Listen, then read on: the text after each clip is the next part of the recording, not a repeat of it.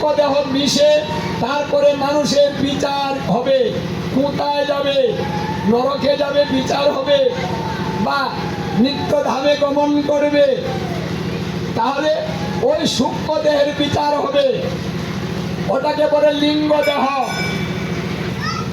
কোনো কোনো শাস্ত্রে, কোনো কোনো ভাগবতে এই সুখদেব গোস্বামীর জন্ম বৃত্তান্ত বিভিন্ন রকম পাওয়া যায়।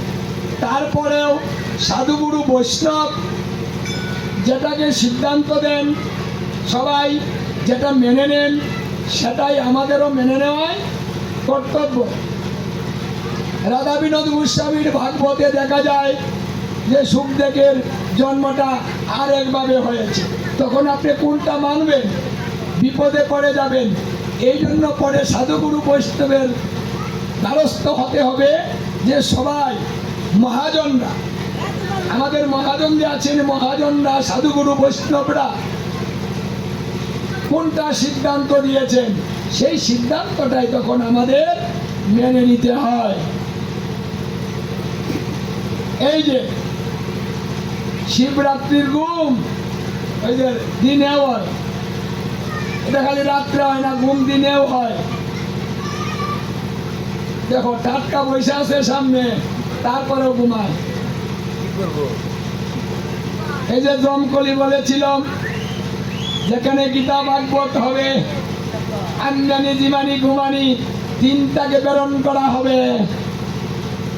এই জন্য দেখবেন ভাগবতে বসলেই যত আলসা, যত ঘুম, সবসময় ঘুমাইবা, ঘুম ভালো, স্বাস্থ্য ভালো হবে। হরে কৃষ্ণ। আচ্ছা কি বলছিলাম গো, কথা মনে আছে তো? মনে আছে? কি কি কথা বলে আমার কানে আসে না।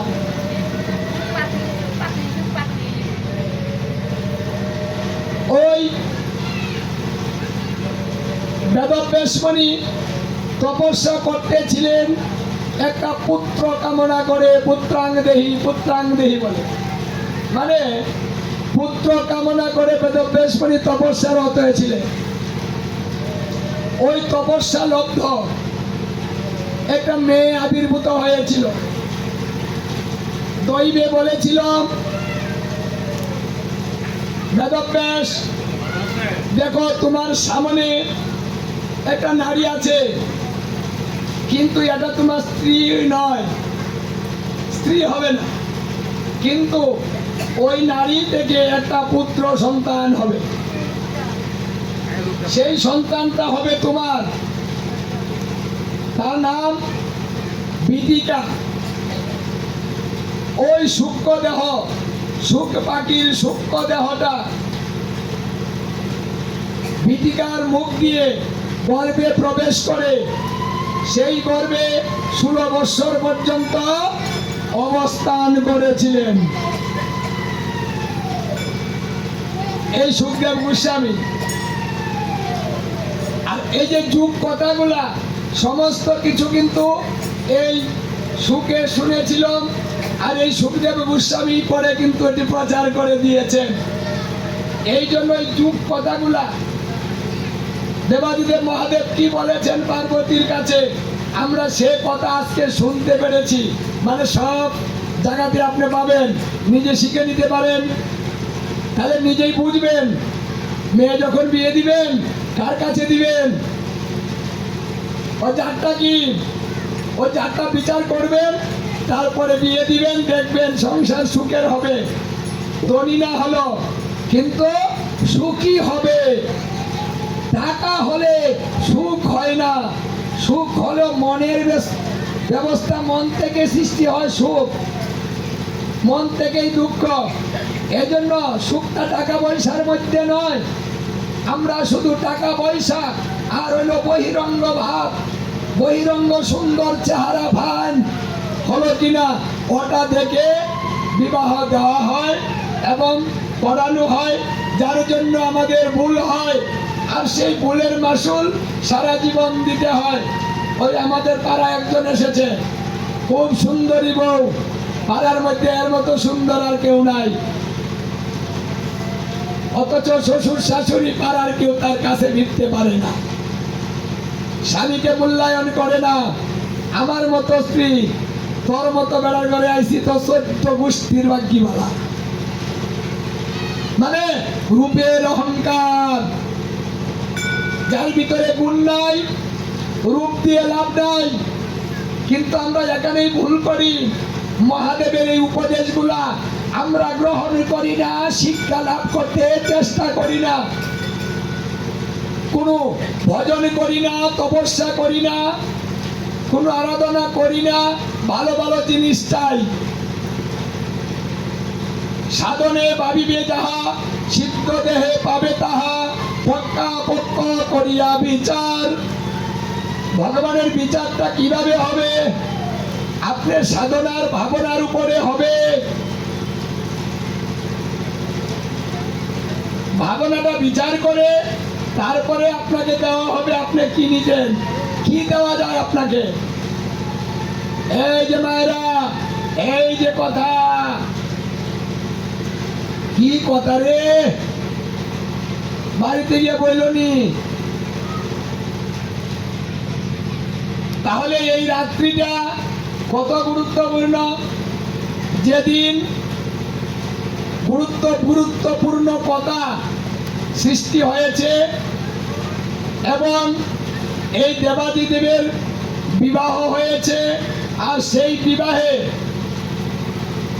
এই যে সিঁদুর দিয়েছেন না, এই রাত্রে এই সিঁদুরের জন্ম হয়েছিল।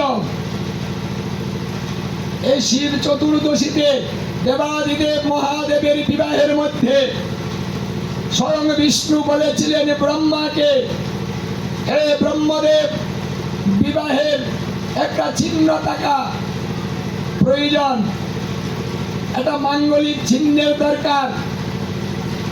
এই উপদেশ দিয়েছিলেন বিষ্ণু। তাহলে কি চিহ্ন বানানো যায়? মানে বিবাহটা হয়েছে, হয়নি, আচ্ছা একটা চিহ্নের প্রয়োজন না, কি বলেন? ওটা কি সুবিধা না অসুবিধা? আমরা তো দেখলে বুঝতে পারি যে একটা মেয়ের বিবাহ হয়েছে, হ্যাঁ, হয়নি বুঝতে পারি না, বলতে হয়, জিজ্ঞাসা করতে হয় যে তোমার কি হয়েছে, বুঝতে পারি। দেখুন ভগবান বিষ্ণু কি চিন্তাটা করলেন যে কি দেওয়া যায়, বলছে 3টা চিহ্ন দেওয়া হোক। ব্রহ্মা, তুমি একটা কাজ করো, তুমি পায়রাকে মন্থন করে তা থেকে সিঁদুর উৎপন্ন করো। কথাটা বুঝতে পেরেছেন? পায়রাকে মন্থন করতে বলছে, কারণ কথা যদি না বুঝেন, উল্টা পাল্টা বুঝেন, বাড়িতে গিয়ে তো আরেকটা লাগিয়ে দিবেন। কদত্ত কে বলছে? ভাগবত পাঠে গেছিলাম, পাঠকৃত কইছে, আমি ভুল শুনেছি সেটা নয়, কিন্তু পাঠক বলেছে সেটা ঠিক। এই জন্য ভালো করে বুঝতে হয়। আচ্ছা বলুন তো দেখি, পায়রা কাকে বলে? না, পায়রা কাকে বলে? তাহলে কি থেকে সিঁদুর আসলো ওটা বুঝতে হবে তো, তাই না? কেউ জানো? কপালে সিঁদুর দেও আর জানো না কোথেকে আসলো, কেন আসলো, কেন দেও, কে দিলে কি হয়? মানে কিছু কারণ তো আমাদের শিখতে হবে, জানতে হবে, তাই না? না হলে তো মানুষ চিৎকারই করবে, ও লাল ফুটা দিয়েছো কেন, কি হয় দিলে গো, হ্যাঁ।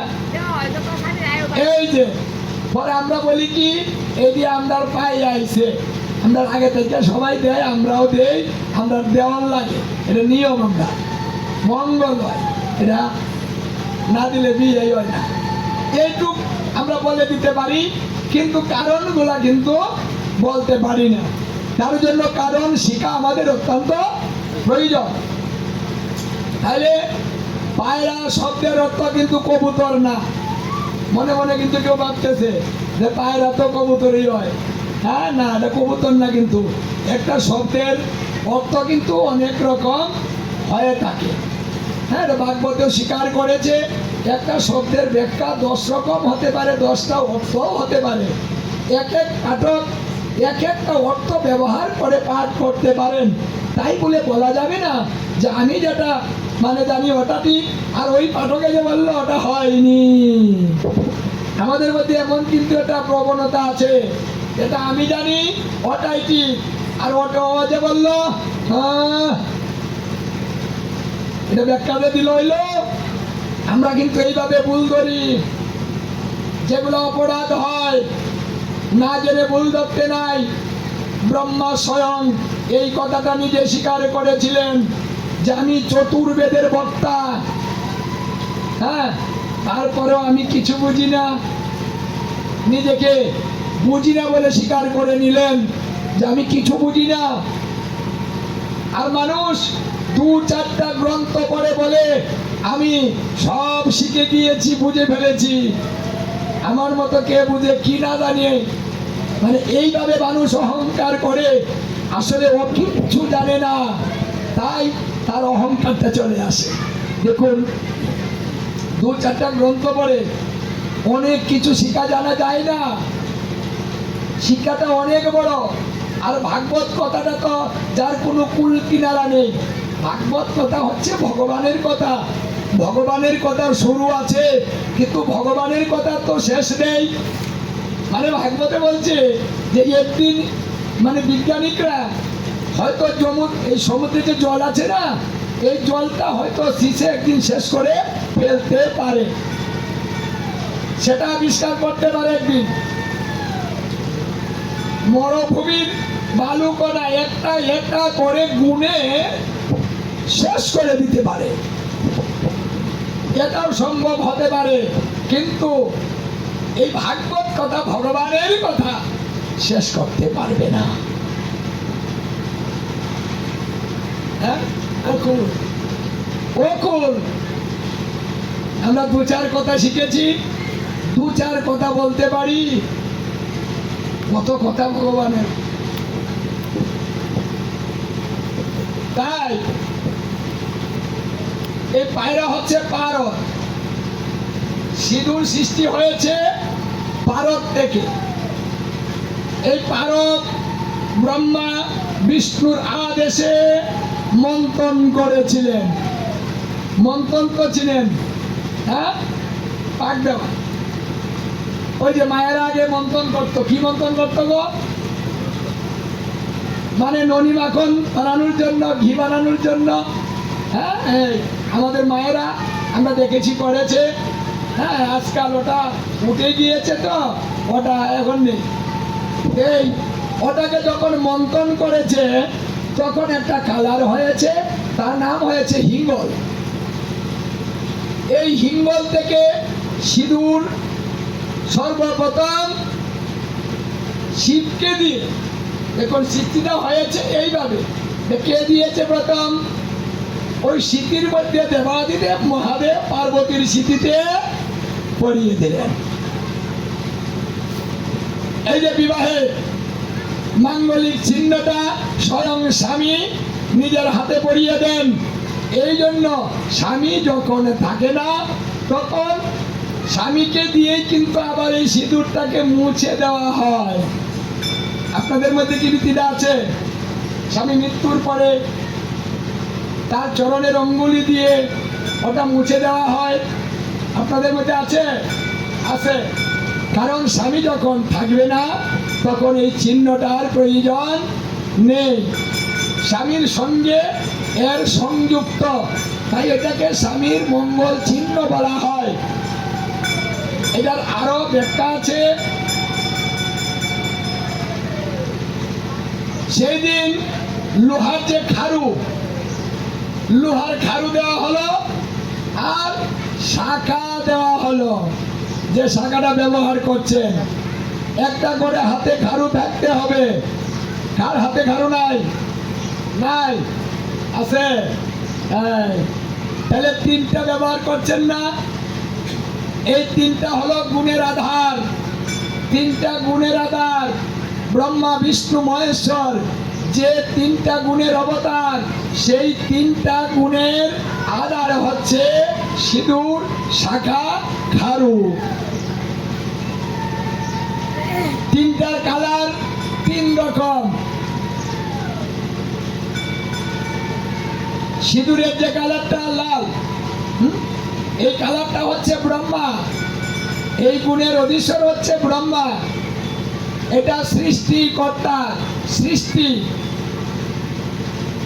সৃষ্টিকর্তার গুণটা হচ্ছে লাল, আর পালনকর্তার গুণটা হচ্ছে সাদা, মানে সদ্গুণ, আর লালটা হচ্ছে রজগুণ, আর কারুটা হচ্ছে কালো, এটা হচ্ছে তমগুণ দেবাদিদেব মহাদেবের। এই তিনটা চিহ্ন মায়েদেরকে দেওয়া হয়েছে কেন? দেখুন এখানেও কারণ আছে। এটা আধ্যাত্মিক, সামাজিক এবং বৈজ্ঞানিক তিনটা কারণ আছে এখানে। দেখুন মায়েরা কিন্তু আমাদের সমাজে